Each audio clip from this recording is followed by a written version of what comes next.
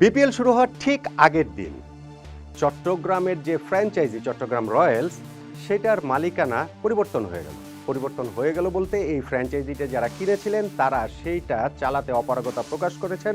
ফলে Bangladesh cricket board এখন ওই চট্টগ্রামের ফ্র্যাঞ্চাইজির দায়িত্বটা নিয়ে নিয়েছে। বিপিএল মানেই তো নাটকীয়তা, বিপিএল মানেই তো নানান বিতর্কিত ঘটনা। আসলে এই চট্টগ্রামের ফ্র্যাঞ্চাইজিটা নিয়ে হলোটা কি, শেষ মুহূর্তে মালিকানাটা বদল কেন করতে হলো, সেটা নিয়েই কথা বলছি আমরা বাংলাদেশ ক্রিকেট বোর্ডের পরিচালক এবং এই বিপিএল গভর্নিং কাউন্সিলের সদস্য সচিব ইফতেখার রহমান মিঠুর সঙ্গে। মিঠু ভাই আছেন আমাদের সঙ্গে, কেমন আছেন জিজ্ঞেস করাচ্ছে, মনে হয় যে অনেক ঝামেলার মধ্যে আছেন মিঠু ভাই, তাই নয় কি? জি, সকাল থেকে ঝামেলায় আছি ভাই। কারণ আপনারা জানেন যে আমরা সব টিমের একটাই মেসেজ যে আপনাদের সময় মতো প্লেয়ারদের পেমেন্ট করতে হবে, এবং সেকেন্ড হচ্ছে যে ইন্টিগ্রিটি ইউনিটের নিয়ম অনুসারে চলতে হবে। এইটাই হচ্ছে আমাদের, আপনি জানেন সব মিডিয়ার সাথে যখনই কথা হয়েছে আমাদের এইবারের এই দুইটা ইস্যু ইজ মানে নাম্বার 1 আর নাম্বার 2। এখন আমরা মনিটর করতেছিলাম গত 2-3 দিন ধরে যে প্লেয়ারদের যে খেলা শুরু হওয়ার আগে আপনি জানেন আমাদের এগ্রিমেন্ট অনুযায়ী 25% দিতে হয়। তো তিনটা টিম তো দিয়ে দেওয়া আর 2-3 দিন আগে। কালকে was the last day, and যে আদার টিমস তিনটা টিমের মধ্যে দুটো টিম কমিটেড যে আজকে দুপুরবেলা প্র্যাকটিসে দিয়ে দিবে, কিন্তু চিটাগং বারবার কোনো টাইমই দিচ্ছিল না, এবং তারা নানান ভাবে বলছিল খেলা হয়ে যাক পরে। কিন্তু এইটা তো মিঠু ভাই যে চট্টগ্রাম রয়্যাল যে টিমটা, আপনি প্রথম কখন আসলে এটা বুঝতে পারলেন যে তারা এই ফ্র্যাঞ্চাইজির মালিকানাটা ছেড়ে দিতে চাইছে? এটা আপনার ওরা তো চিঠি দিয়েছে আজকে 10টার সময়, হ্যাঁ, কিন্তু কালকে রাত্রে 12টা থেকে টেলিফোন করছে, আমি বারবার টেলিফোন করে আমাদের টিম টেলিফোন করছে। আমরা কিন্তু সব টিমকেই এইবার মনিটরিং এ রেখেছি কারা কখন কোন পেমেন্টটা দিচ্ছে, ইনক্লুডিং দ্য প্লেয়ারদেরও আমরা জিজ্ঞেস করছি। কারণ আমাদের প্রায়োরিটি নাম্বার 1 হচ্ছে যে আমরা চাই না গতবারের এক্সপিরিয়েন্স বা তার আগের এক্সপিরিয়েন্সের মতো যে লাস্টে গিয়ে টিম নামবে না, সেই যাতে সিচুয়েশন না আসে আমরা কিন্তু কন্টিনিউয়াসলি মনিটর করছি। চট্টগ্রামের পক্ষ থেকে এরকম কিছু হতে পারে, এই ফিলিংটা কি আপনি বা আপনারা তাহলে গতকালকেই পেয়েছেন? জি, মানে এক্স্যাক্টলি কি কথাবার্তা আসলে গতকালকে, মানে ফিলিংটা পেলেন কিভাবে, কি কথা হয়েছে? তারা বিকেলের মধ্যে টিমের টাকা প্লেয়ারদের টাকা দেওয়ার কথা ছিল 25%। Simple, yes. কারণ as per the contract minimum আপনি বেশি দিতে পারেন, যেরকম রংপুর আপনার 50% দিয়ে দিয়েছেন, কিন্তু মিনিমাম খেলা শুরু হওয়ার আগে এরা যে আমরা এগ্রিমেন্ট সাইন সেটাতে কিন্তু ক্লিয়ারলি লেখা আছে যে 25% তাদের দিতে হবে। ধরেন যার 1 কোটি টাকা তার 25 লাখ টাকা দিয়ে দিতে হবে, যার 20 লাখ টাকা তার 5 লাখ টাকা দিয়ে দিতে হবে, এইভাবে 25% প্লেয়ারদের।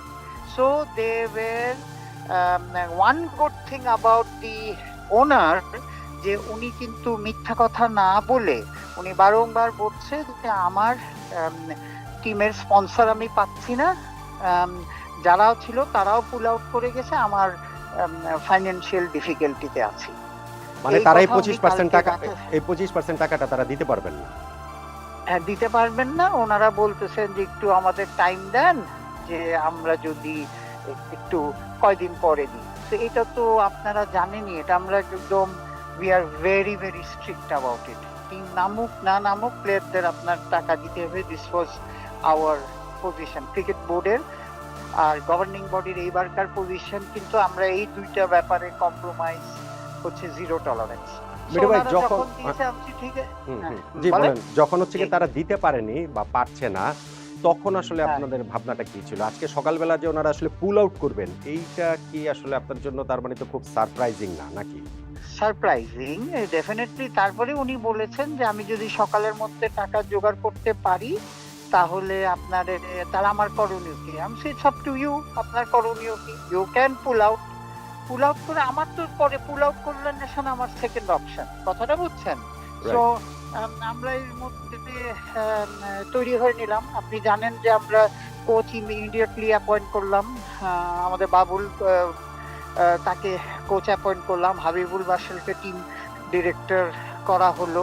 এই 2 ঘন্টার মধ্যে, আজকে সকালে যখন ওরা চিঠি দিয়ে দিল তখন 2 ঘন্টার মধ্যে আমরা করলাম কি, প্লেয়ারদের ডাকলাম, তাদের সাথে বসলাম যে আমরা সবাই মিলে এটাকে করে 2-3 ঘন্টার মধ্যে এটার একটা সলিউশন।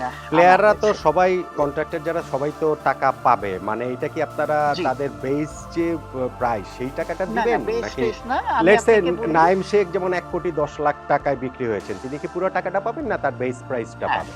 না না না না না, বেস্ট প্রাইস না। এটার প্রথম কথা, এই আমি একটা আপনাকে কথা বলি, যে ডিসিশনটা নেওয়া আছে আগে, এখন তো ক্রিকেট বোর্ড ম্যানেজমেন্টটা নিয়ে নিয়েছে, ঠিক আছে?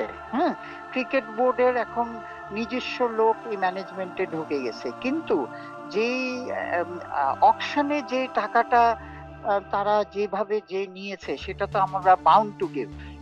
Number 1।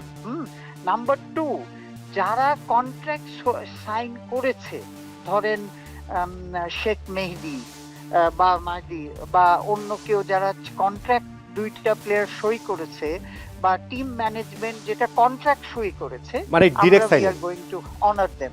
Direct sign. Direct signing, জি, ডিরেক্ট সাইনে যে ওরা যে কন্ট্রাক্ট সাইন করেছে, যদি কন্ট্রাক্ট সাইন না করে থাকে, অনেক সময় হয় না মুখে মুখে কন্ট্রাক্ট হয়েছে কিন্তু লিখিত কন্ট্রাক্ট হয়নি, সেটা কিন্তু অ্যাকসেপ্টেবল না, সেটা আমাদের সাথে আবার নেগোশিয়েট করতে হবে। কিন্তু ঘটনা হয়েছে যে এদের আপনার তুষার ইমরান বলেন, তারপরে আপনার এই যে ডাইরেক্ট সাইনিং প্লেয়ার, সবাইরই লিখিত কন্ট্রাক্ট, একটা ভালো জিনিস আছে যে লিখিত contract they have sign and we are going to honour ইট।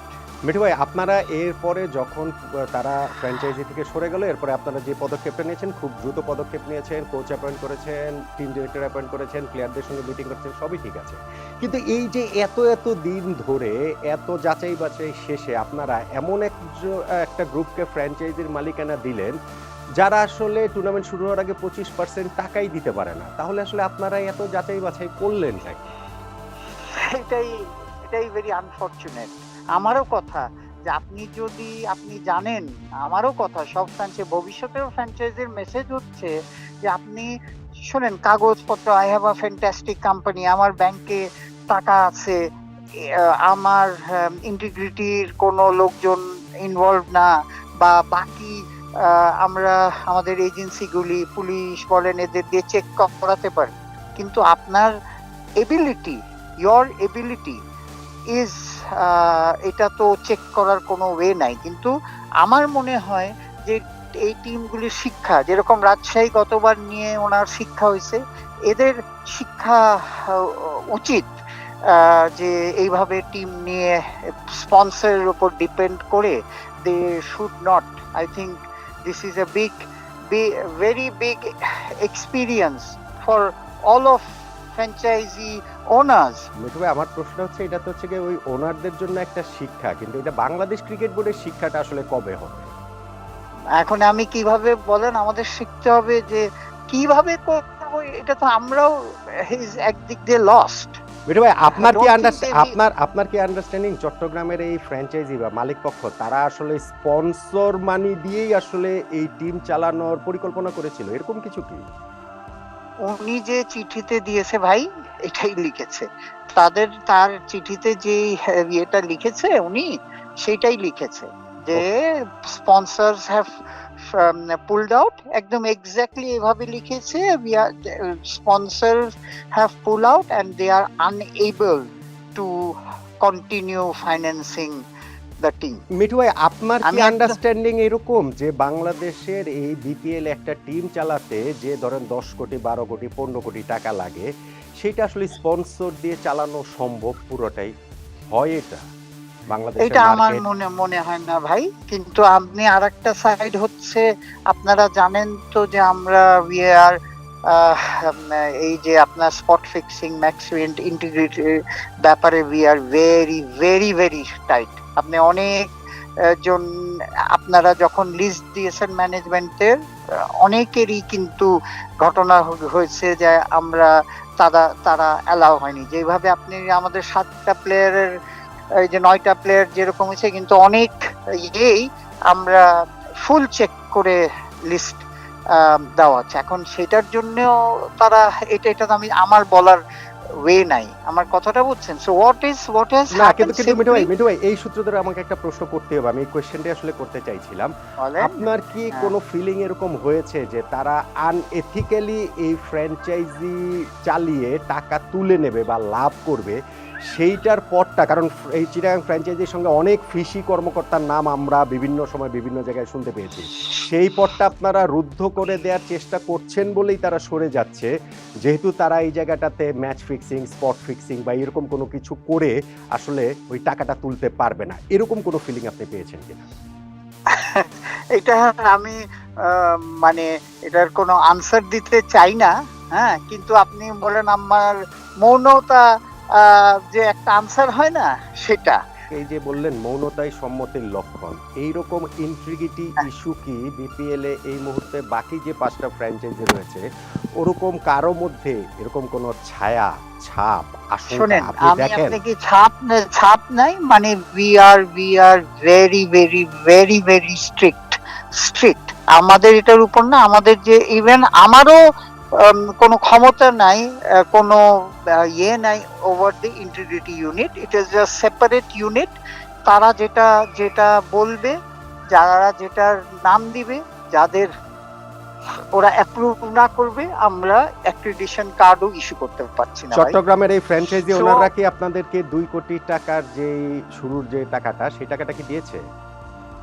100% দিয়েছে। 10 কোটি আমাদের টাকার যে cash, ব্যাংক গ্যারান্টি সেটা কি দিয়েছে?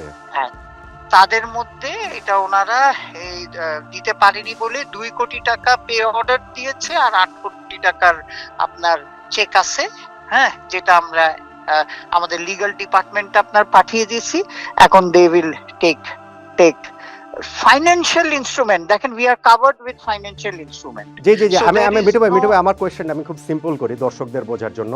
2 কোটি প্লাস 10 কোটি, এই 12 কোটি টাকা চট্টগ্রামের ফ্র্যাঞ্চাইজি ওনাররা যে চলে যাচ্ছে, কিন্তু বাংলাদেশ ক্রিকেট বোর্ডের কি এই 12 কোটি টাকা থেকে যাচ্ছে, নাকি এই টাকাটা আপনার তাদেরকে ফেরত দিতে হবে? ডেফিনেটলি শোনেন, যেরকম যেটা বলা হয়েছিল ব্যাংক গ্যারান্টিও মানে পয়সা না, কিন্তু ব্যাংক গ্যারান্টি আপনি ডিমান্ড করলে ব্যাংক গ্যারান্টি আছে। আমাদের কাছে 2 কোটি টাকা তো ফ্র্যাঞ্চাইজি ফি, ওরা জানেই যে ফ্র্যাঞ্চাইজি ফি। আপনি 2 কোটি টাকা বাদ দিয়ে দেন, 2 কোটি টাকা হচ্ছে 12 কোটি টাকা। 2 কোটি টাকা এটা ক্রিকেট বোর্ডের কাছে পে অর্ডারের মাধ্যমে জমা দিয়ে দেওয়া হয়েছে, ঠিক আছে? বাকি 10 কোটি টাকা, এখন হ্যাঁ, বাকি আর 10 10 কোটি কোটি টাকা 10 কোটি টাকার ফাইন্যান্সিয়াল ইনস্ট্রুমেন্ট আমরা বলছি, যেটাও ওই গ্যারান্টেড, যে আপনি না দিলে বাঁচার উপায় নাই। যেরকম আপনি ফিক্সড ডিপোজিট লিয়েন করে দিতে পারেন, ব্যাংক গ্যারান্টি দিতে পারেন, আপনি কোম্পানি চেক দিতে পারেন, কথাটা বুঝছেন? হ্যাঁ, financial instrument we are covered. মানে এই 12 কোটি টাকা ক্রিকেট বোর্ডের থাকছে, চট্টগ্রাম ফ্র্যাঞ্চাইজি এখান থেকে পুল আউট করলে 12 2 কোটি কোটি টাকা টাকা ক্রিকেট তো বোর্ডের বাদই দিয়ে দেন, 2 কোটি টাকা তো আছে, ওটা তো কোনোদিনই ফেরত পাইতো না, ঠিক আছে? ফ্র্যাঞ্চাইজি ফি দিয়েছেন। এখন আসেন প্লেয়ারদের পেমেন্টের 10 কোটি টাকা, এটাও আছে। সো এখন আমরা যেটা নেক্সট মিটিং এ বসে, এই যখন লিগ শুরু হবে, সেই যে খরচ হবে, আমার কথাটা শোনেন, প্লেয়ার নিয়ে, তারপরে যদি কিছু বাঁচে তাহলে we can refund it to them. BPL এ যেই সবগুলো ফ্র্যাঞ্চাইজি এখন পর্যন্ত আছে, বাকি যে 5টা ফ্র্যাঞ্চাইজি, প্রত্যেকের কাছ থেকে কি আপনারা এই 2 প্লাস 10 12 কোটি টাকা করে পেয়ে গেছেন? 12 কোটি টাকা আমরা সবাই থেকে পেয়েছি, এবং ইয়েস, আপনার financial instrument from for other financial instrument. এখন কেউ ব্যাংক গ্যারান্টি দিয়েছে, কেউ কিছু পে অর্ডার দিয়েছে, কেউ চেক দিয়েছে, এইভাবে। সো কেউ দিয়ে দিয়েছে, এটা ফাইন্যান্সিয়াল, যেটা আমরা উই ক্যান লিগালি ডিমান্ড, হ্যাঁ, ফাইন্যান্সিয়াল ইনস্ট্রুমেন্ট। সেই ফাইন্যান্সিয়াল ইনস্ট্রুমেন্ট আমরা সবাই ইন প্লেস। এই চট্টগ্রাম রয়্যালসি কি এইবারের বিপিএল এ ফ্র্যাঞ্চাইজি ওনারশিপ থেকে পুলড আউট করা লাস্ট টিম হতে যাচ্ছে, নাকি টুর্নামেন্ট চলাকালীন সময়ই আরো কোনো দল এটা তো- এরকম ভাবে পুলড আউট করতে এটা- পারে বলে আপনাদের আশঙ্কা আছে? না না, আশঙ্কা তো ভাই কেউ খারাপটা কোনোদিন আশঙ্কা করে না ভাই। হ্যাঁ, কিন্তু আমাদের কথা হচ্ছে ভেরি সিম্পল, আপনার মাধ্যমেও জানিয়ে দিতে চাই সব টিমের যে আমরা দুইটা ব্যাপারে we will not compromise, zero tolerance. এখন জিরো টলারেন্সে যদি আপনি মাঝপথে